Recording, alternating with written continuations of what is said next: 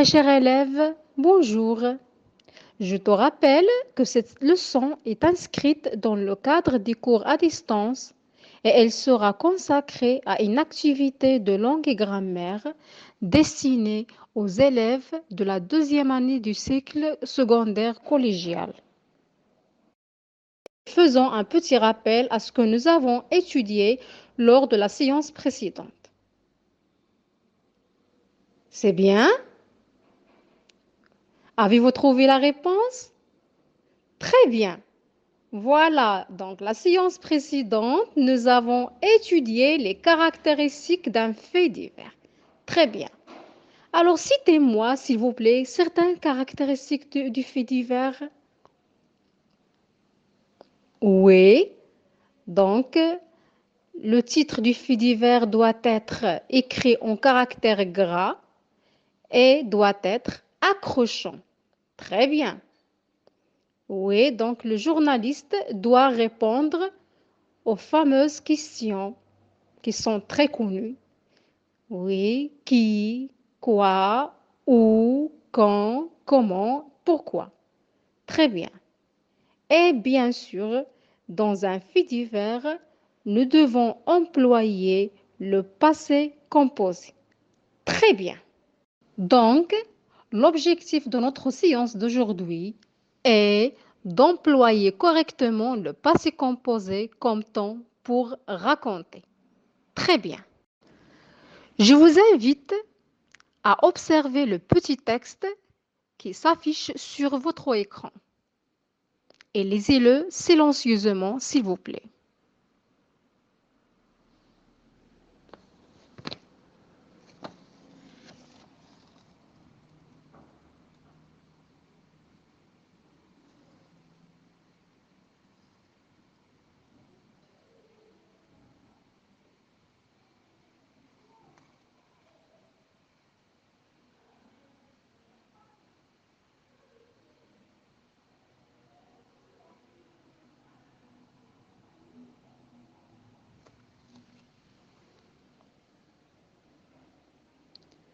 Avez-vous terminé la lecture?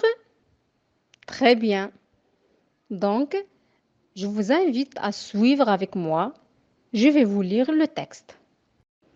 Razel jouait devant la maison de sa grand-mère lorsqu'il a subitement disparu dimanche dernier vers 15h30. Elle portait un pull rose et un pantalon bleu. Sa mère a publié une annonce dans laquelle elle a lancé un appel à témoins sur les réseaux sociaux en implorant tous ceux qui ont vu sa fille de l'informer. Après quelques jours, la jeune fille s'est retrouvée avec un jeune couple et sa mère a repris son sourire. Donc, après avoir lu le texte, je vous invite à répondre aux consignes suivantes. Relevez les verbes employés dans le texte. De combien d'éléments sont-ils composés? Quels sont ces éléments? Précisez l'auxiliaire employé et son temps verbal. Trouvez l'infinitif de chaque verbe. Alors, faites pause et essayez de repérer tous les verbes employés dans ce texte.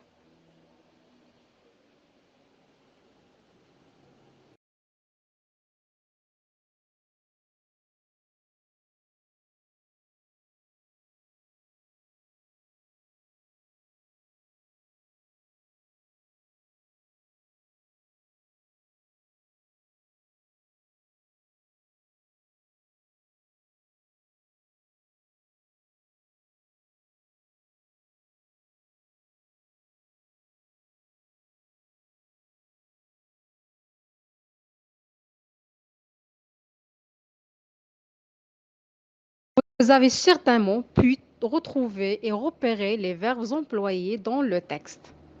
Bravo! Alors, les verbes employés sont affichés sur votre écran. Voilà, ils sont écrits en rouge. Très bien. Ces verbes employés dans le texte, de combien d'éléments sont-ils composés? Mhm. Oui, c'est très bien. Voilà. Donc, ils se composent de deux éléments. Très bien. La question qui suit. Quels sont ces éléments? Précisez l'auxiliaire employé et son temps verbal. Je vous accorde un petit moment pour réfléchir.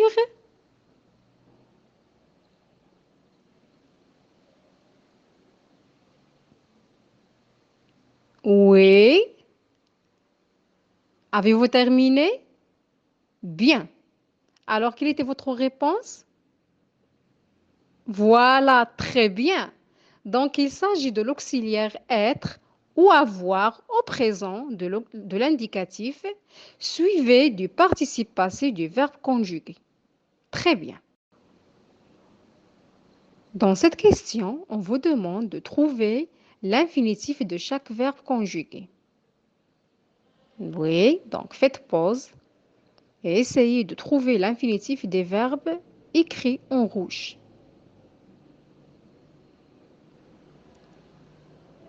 C'est bien, bravo. Donc pour le premier verbe, a disparu, son infinitif est disparaître. A publié, donc c'est le verbe publier, c'est un verbe du premier groupe. A lancé, lancer. En vue, c'est le verbe voir. Très bien. C'est retrouver, donc il s'agit d'un verbe pronominal qui est se retrouver. Bravo. Et finalement, est devenu, c'est le verbe devenir. Bravo.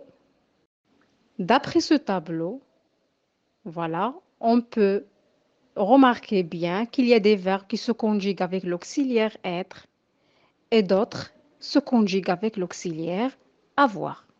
Très bien. Synthèse. Donc, comme son nom l'indique, le passé composé est un temps du passé. Il exprime une action terminée. Bien. Comment construire le passé composé? Oui, donc le passé composé est un temps composé car il est formé de deux éléments. L'auxiliaire être ou avoir au présent de l'indicatif, suivi du participe passé du verbe conjugué. Bien. Et comme nous avons déjà dit, il y a des verbes qui se conjuguent avec l'auxiliaire avoir, d'autres avec l'auxiliaire être. Et d'autres verbes encore peuvent être conjugués avec l'un ou l'autre. Ça veut dire, on peut trouver le même verbe qui peut se conjuguer avec être comme il peut se conjuguer avec avoir. Très bien. Observez avec moi les deux phrases suivantes. Sarah a monté les valises dans sa chambre. Sarah est montée au 4e étage. Oui, donc comme vous voyez, dans les deux phrases, on a le même sujet, le même verbe, mais on n'a pas employé le même auxiliaire. N'est-ce pas? Bien. Observez avec moi la première phrase. Sarah a monté les valises dans sa chambre. Donc ici, le verbe monter est suivi d'un complément d'objet direct qui est les valises et qui répond à la question quoi. Donc le verbe monter ici est un verbe transitif qui demande un complément d'objet direct. Alors il doit être conjugué avec l'auxiliaire avoir. Observons la deuxième phrase. Sarah est montée au 4e étage. Donc, comme vous pouvez le remarquer, on a toujours employé le même verbe qui est le verbe monter, mais cette fois-ci, ce verbe est conjugué avec l'auxiliaire être, tout simplement car il est suivi d'un complément circonstanciel de lieu qui ne répond pas à la question quoi, donc il ne demande pas un complément d'objet direct. C'est un verbe intransitif. Bien. Vous vous demandez certainement comment peut-on décider s'il faut utiliser avoir ou être, n'est-ce pas? Oui, c'est bien. Lorsqu'il s'agit des verbes de déplacement comme aller, partir, venir, monter, descendre, tomber et ainsi de suite, donc dans ce cas-là, utilisez l'auxiliaire être. Avec d'autres verbes aussi qui sont des verbes d'état, utilisez l'auxiliaire être. Lorsqu'il s'agit des verbes pronominaux comme se promener, se laver, se tenir et ainsi de suite, utilisez forcément l'auxiliaire être. C'est bien. Observez avec moi l'exemple qui s'affiche sur votre écran. Catherine s'est réveillée tôt. Donc, comme vous voyez, dans cet exemple, le verbe se réveiller est conjugué avec l'auxiliaire être. Pourquoi? Tout simplement parce que c'est un verbe pronominal. Voilà. Remarque, les verbes qui se conjuguent avec l'auxiliaire être s'accordent en genre et en nombre. Ça veut dire elles prennent la marque du féminin et du pluriel. Observons l'exemple suivant. Ils sont partis à Rabat, elles sont parties à Ifrane. Donc, les deux phrases, nous avons employé le même verbe qui est le verbe partir. Bien sûr, dans les deux phrases, il est conjugué avec l'auxiliaire être. Mais la différence porte sur les terminaisons. Alors, pour la première phrase, on a ajouté au participe passé parti S parce que le pronom personnel est un masculin pluriel. Pour le participe passé de la deuxième phrase parti, on a ajouté E, S parce que le pronom personnel employé est féminin pluriel. C'est bien? Bravo. Observons l'exemple suivant. Elles ont voyagé à Rabat. Donc, vous avez certainement remarqué que le participe passé du verbe voyager n'a pas pris la marque du pluriel. Pourquoi, à votre avis? Très bien, parce que le verbe voyager est conjugué avec l'auxiliaire avoir. Bien. Avec l'auxiliaire avoir, le participe passé ne s'accorde jamais avec le sujet. Exemple, elles ont acheté une maison. Bien. Mais attention, il y a une exception. Lorsque le complément d'objet direct est placé avant le verbe, le participe passé s'accorde. Exemple, elle a cassé la montre. Elle a cassé la montre que lui a donnée sa cousine. Comme vous voyez, dans la première phrase, elle a cassé la montre, le participe passé cassé n'a pas pris la marque du féminin, même si le sujet est féminin singulier. Pourquoi? Parce que le verbe est conjugué avec l'auxiliaire avoir. Très bien. Dans la deuxième phrase, qui est elle a cassé la montre que lui a donnée sa cousine. Alors, prenons la première partie de cette phrase. Elle a cassé la montre. Dans cette phrase, bien sûr, le participe passé ne s'accorde pas parce que le verbe est conjugué avec l'auxiliaire avoir. Mais prenons la deuxième partie de cette phrase. Que lui a donné sa cousine. Alors, a donné, c'est le verbe donner, il est conjugué avec l'auxiliaire avoir. Mais comme vous pouvez le remarquer, le participe passé donné après la marque du féminin. Pourquoi? Parce que, voilà ici, a donné quoi? A donné la montre. Donc la montre ici est remplacée par le pronom relatif que qui remplace le complément d'objet direct. Et le complément d'objet direct dans cette phrase est placé avant le verbe. Donc, dans ce cas-là, le verbe ou bien le participe passé du verbe conjugué s'accorde en genre et en nombre. C'est bien? Bravo. Maintenant, je vous invite à faire les exercices suivants. Le premier exercice. Complète les phrases suivantes avec le pronom personnel qui convient.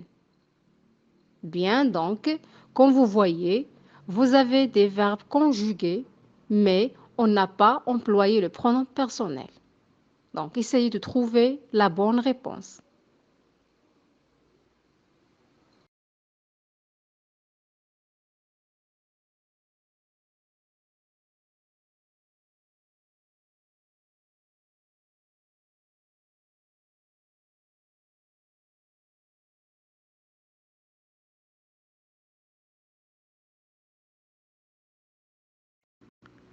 Avez-vous terminé? Très bien. Vous avez certainement trouvé les bonnes réponses. Bien. Alors, passons à la correction. Observons la première phrase. Avait obtenu la première note. Donc, pour trouver le pronom personnel qui convient, on va essayer de voir l'auxiliaire employé. Par exemple, dans cette phrase, on a dit avait obtenu. Donc, avait, c'est avoir, voilà, au deuxième pronom personnel du pluriel. Très bien. Donc, on va dire vous avez obtenu la première note. Bien. La phrase suivante? Oui, très bien. Donc, la réponse est nous sommes arrivés en retard. Bien. La phrase qui suit? Oui. Donc, la réponse est j'ai rencontré mon ami au marché. Bien. Passons à la réponse suivante. Elles sont parties à la chasse la semaine dernière. Bien. La phrase suivante? Oui, donc le pronom personnel est il. Donc, et on va dire il a descendu les valises au rez-de-chaussée. Bien. Et la dernière phrase est elle est descendue du train. Voilà. Donc, puisque le participe passé après la marque du féminin e et il est conjugué avec être, donc certainement on va employer le pronom personnel, voilà, elle du féminin. Très bien. Dans le deuxième exercice, on vous demande de mettre les verbes entre parenthèses au passé composé. Voilà. Donc, n'oubliez pas de faire pause et essayez de trouver les bonnes réponses.